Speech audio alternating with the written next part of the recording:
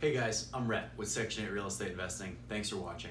If you're new to the channel, don't forget to subscribe, like the video, leave your questions and comments below. I'll get to every single one of them. Today's message comes actually from a fantastic question we got from one of our viewers. And like I've said in the past, a lot of your questions and comments drive future videos, so they're very helpful to me, and they can be very helpful to you if I can kind of see where you guys are at, see some of the questions you guys might all have in common, and then address them in a video. So this was such a great comment, I wanted to make a video about it right away. So one of our viewers said, Rhett, I just bought a property, I want to turn it into a rental unit.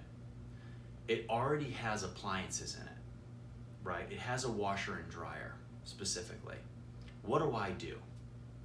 Now, you guys know, if you've watched other videos of mine, I am adamantly against purchasing appliances that aren't required, okay?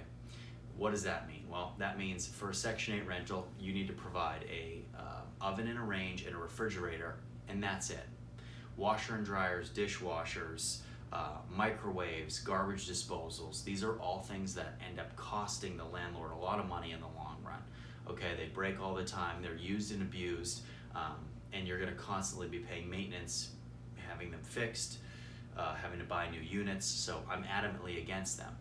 Now, however, if there's a washer and dryer already in the unit, this is what I suggest, and this is what I told that viewer who had that great question, all right?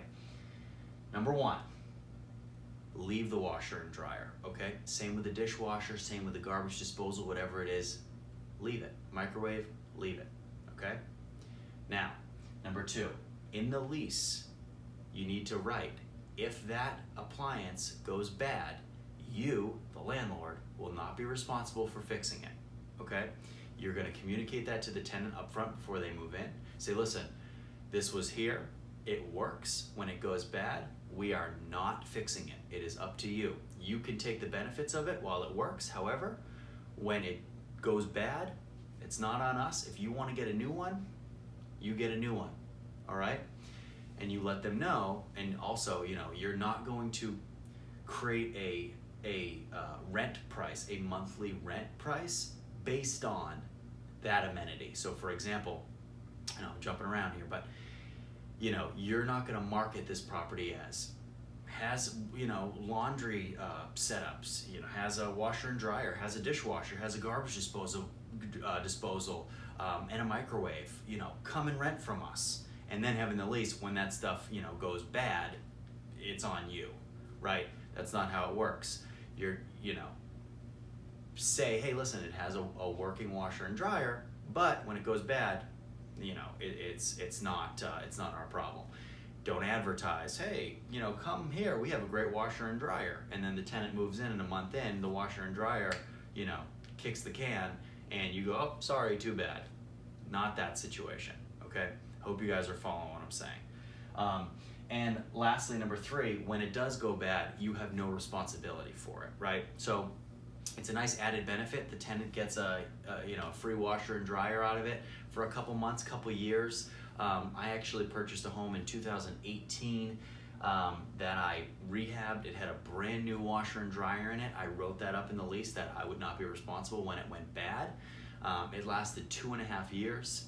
The tenant got 2.5 years out of it, got rid of it, and they were able to save up money to buy their own washer and dryer. So when it went bad, I had someone go in, take it out, and they had Home Depot drop off their own washer and dryer. That is theirs. So when they move out, they get to take it.